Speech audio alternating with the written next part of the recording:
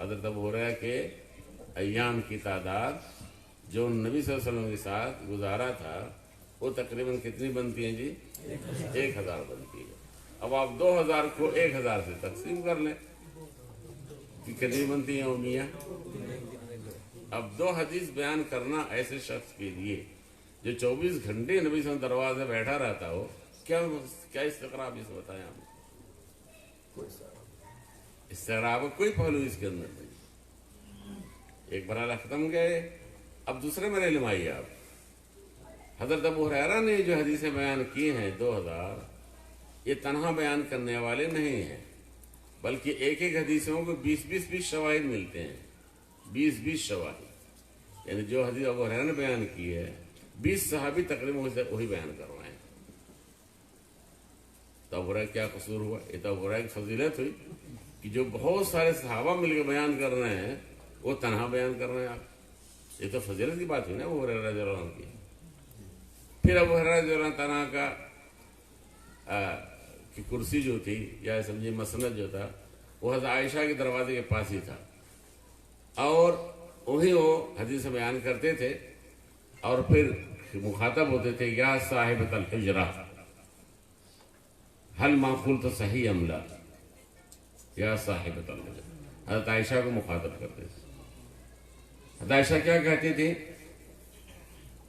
ما کان رسول اللہ صلی اللہ علیہ وسلم یسرد الحدیث کا هذا انما کان یسرد انما کان یتکلم بکلمۃ لو اراد العاد لعده، یعنی حضرت عائشہ نے ابو ہریرہ کی کسی حدیث پہ اعتراض نہیں کیا، بلکہ اعتراض کیا تھا کہ تم بہت تیز بیان کرتے ہو حدیثیں، بہت تیز، یعنی بہت سریع، جبکہ نبی صلی اللہ علیہ وسلم کا جو طریقہ بیان تھا وہ یہ تھا کہ آپ ایک ایک کلمہ بیان کرتے تھے، اگر کوئی گنتی کرنا چاہتا کلمے کی تو گنتی بھی کر سکتا تھا۔ یہ دیکھیں آپ نے ایک شاہد ملے آپ کو، حضرت عائشہ کی شہادت ملی۔ مروان بن حکم نے ایک مرتبہ ایک کاتب کو پردے کے پیچھے بیٹھا دیا اور ابو ہریرہ رضی اللہ عنہ کو بلایا اور کہا کہ ابو ہریرہ ہمیں آپ 100 حدیثیں سنا دیں، آج ہم سننا چاہتے ہیں۔ حضرت ابو ہریرہ نے 100 حدیثیں بیان کر دی اس مجلس میں، اور پردے کے پیچھے ایک کاتب بیٹھا ہوا تھا جو لکھ رہا تھا، ہر حدیث کو لکھ رہا تھا۔ 1 سال کے بعد دوبارہ مروان نے حضرت ابو ہریرہ بلایا اور کہا کیا ہو رہا، آپ نے 1 سال پہلے جیسے بیان کی تھی اور آپ سنا دیجیے کیا حدیثیں تھیں۔ آپ نے بیان کرنا شروع کر دیا اور پیچھے کاتب بیٹھا ہوا جو مقارنہ کرتا رہا۔ آپ نے 100 حدیثیں بعین ہی اس مجلس میں 1 سال کے بعد دوبارہ اسی طرح بیان کر دیا جس طرح آپ نے 1 سال پہلے بیان کیا۔ امام ذہبی رحمۃ اللہ علیہ سیر اعلام نبلا میں فرماتے ہیں ایک قصہ بیان کر کے فَلْيَكُنِ الْحِفْظُ هَكَذَا، اگر کسی کا حافظہ ہو تو ایسا ہو، اگر کسی کا حافظہ ہو تو ایسا ہو جیسا ابو ہریرہ کا تھا۔ اب بتائیں حضرت ابو ہریرہ رضی اللہ تعالی عنہ کہ اس میں کیا قصور ہے کہ اگر آپ نے زیادہ سے بیان کیے ہیں دوسروں نے کم بیان کیے ہیں، اس میں کون سی قصور کی بات ہے؟ لیکن ایک شخص مصر میں جس کا نام محمود ابو ریہ تھا، اس کی وفات کب ہوئی مجھے نہیں پتا ہے، اس نے 2 کتابیں لکھی، اضواء علی السنۃ المحمدیہ، اور دوسری کتاب لکھی شیخ المغیرہ۔ ایک کتاب اضواء علی السنۃ المحمدیہ اور دوسری کتاب شیخ المغیرہ۔ مغیرہ جو ہے ایک طعام ہے جو اہل شام بناتے ہیں، خاص طور پکاتے ہیں کھاتے ہیں۔ شیخ المغیرہ کہہ کے ایک طرح سے لمز کر رہا ہے وہ کہ حضرت ابو ہریرہ جب علی اور معاویہ کی جنگ میں شریک ہوئے تھے تو رہتے تھے علی کے پاس، نماز علی کے ساتھ پڑھتے تھے، اور کھانے کا اتنا شہیہ تھا کہ شامی اس میں جا کے کھانا کھاتے تھے۔ یہ دیکھیں اتہام ہے، متہم، سراسر اتہام ہے، اور اسے نام شیخ المغیرہ لکھا اس نے۔ یعنی ابو ہریرہ رضی اللہ تعالیٰ عنہ کو جتنا وہ تان کر سکتا تھا جتنی تکذیب کر سکتا تھا دونوں کتابوں میں اس نے تکذیب کی. یعنی ان کو قاضی بتایا، ان کو فلاں بتایا، ان کو فلاں فلاں پتہ نہیں کیا کیا چیز میں، یعنی ہماری زبان شاید ادا بھی نہیں کر سکے جو کچھ کہا اس نے. بہرحال کتاب موجود ہے، میرے پاس ہی موجود ہے دونوں کتابیں. تو یہ سن 1394 یا 95، 1394 یا 95، کیونکہ 1393 میں ماجسٹیر کیا میں نے ابو ہریرہ پر ہی. 1393 میں میں نے ماجسٹیر کیا، اور ماجسٹیر کے بعد پھر میں رابطہ عالم اسلامی میں موظف بن گیا.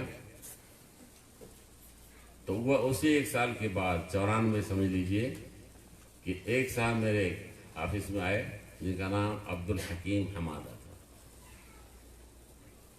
جو جامعہ اسلامیہ میں ثانویہ میں مدرس تھے، غالباً قرآن کے مدرس بتا رہے تھے، اور وہ ریٹائر ہو کر کے رابطہ عالم اسلامی میں آ گئے تھے مکے میں.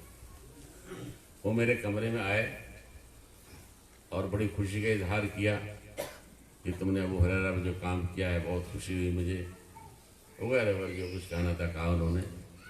پھر انہوں نے ایک قصہ سنایا، وہ قصہ سنیے آپ لوگ، جو بیت القصیدہ جو شیخ نبی سوال کیا تھا وہ قصہ سنیے، ان کی زبانیں سنیے. میں ان کی زبانیں سنا رہا ہوں، انہوں نے اپنی زبانیں سنایا. انہوں نے کہا کہ میں محمد ابو ہریرہ کے متعلق بہت سنتا تھا، اور پتہ چلتا تھا کہ ممکن سننا بھی ہے، ابو ہریرہ پہ اعتراض بھی کرتا ہے، فلاں فلاں فلاں. تو میں نے کہا چلو دیکھنا چاہیے کہ کیسا آدمی ہے، کون ہے یہ، صرف دیکھنے کے لیے خواہش نہیں. یعنی بس مقصود یہ نہیں کہ کوئی تلمس حاصل کرنا ہو یا ملاقات، دیکھنا چاہ رہے کون شخص ہے یہ جو اتنی زیادہ جو ہے حضرت ابو ہریرہ کے پیچھے پڑا ہوا ہے. تو کہا میں اس کے گھر گیا اور اس کے بیٹوں سے کہا کہ بھئی میں تمہارے ابا سے ملنا چاہتا ہوں. تو کہا نہیں بابا بیمار ہیں، نہیں مل سکتے آپ. کہا نہیں بھائی ملاقات کرا دو، 5 منٹ کے لیے مجھے دکھا دو، شکل دکھا دو، ملنا چاہتا ہوں ہر صورت میں. تو بڑے اصرار کے بعد پھر انہوں نے کہا اچھا ٹھیک ہے. اصرار کے بعد پھر انہوں نے اس کو لے گئے، اندر لے گئے. تو جس کمرے میں ابو ہریرہ لیٹا ہوا تھا اس کمرے میں لے گئے. انہوں نے کیا دیکھا؟ محمود ابو ہریرہ کا چہرہ بالکل کل فہم، آنکھیں نکلی ہوئی تیز، اور دیوار کی طرف دیکھ دیکھ کر چیخ رہا ہا ہا ابو ہریرہ، ہا ہا ابو ہریرہ. شیخ نے کہا کہ دیکھتے ہی میرے جسم میں لرزہ طاری ہو گیا اور میں فوراً وہاں سے نکل گیا. کہا کہ یہ تو محل العذاب ہے، یہ تو دنیا میں عذاب دیا جا رہا ہے اس شخص کو جسے اتنے بڑے صحابی رسول پر اتہام باندھا ہے، تو آخر میں کیا ہوگا اس پر. وہ کہا کہ میں دیکھتے ہی میرے جسم میں لرزہ طاری ہو گیا اور میں فوراً وہاں سے 2 منٹ کے اندر نکل گیا، میں مزید نہیں دیکھ سکا اس کو. تو انہوں نے مجھ سے حکم دیا تھا کہ دیکھو اس قصے کے تم میری طرف سے روایت کرو، اس میں عبرت ہے، اور اتنے بڑے صحابی پر اتہام باندھنے والے کا یہ نتیجہ دنیا میں ہے تو آخرت میں اس کا کیا انجام ہوگا. تو دوستوں اور بھائیوں، اس میں ایک عبرت کا پہلو یہ ہے کہ ہم حدیث رسول کی توہین نہ کریں، صحابہ کرام کی عزت کریں، پورے احترام کے ساتھ ان کا ذکر خیر کریں.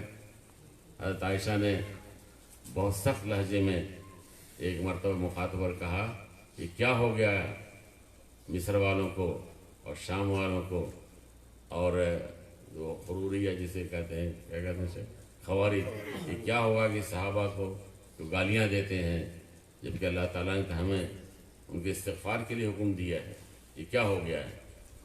گویا صحابہ پر تان تشنیع کرنا، سب و شتم کرنا یہ اسلامی روح کے بالکل مخالف ہے، خلاف ہے. ہمیں اس کا اہتمام کرنا چاہیے کہ صحابہ کرام کا ذکر خیر ہمیشہ جو ہے اچھے اسلوب میں کریں، اور نبی صلی اللہ علیہ وسلم کی بتائے ہوئے طریق کو اپنائیں، اور سنت کو اہمیت دیں، سنت کی عزت کریں، اس پر عمل کریں، اگر عمل نہیں کر سکتے ہیں تو اس کی توہین نہیں کریں۔ یہ وہ قصہ ہے جو شیخ نے بھی مجھ سے طلب کیا تھا اور آپ کے سامنے میں نے بیان کر دیا ہے۔ اب آپ لوگوں کو اجازت دیتا ہوں کہ آپ میری طرف سے اس کو جو ہے بیان کر سکتے ہیں۔ ٹھیک ہے شیخ؟ جزاكم الله خيرا شيخ وبارك فيكم.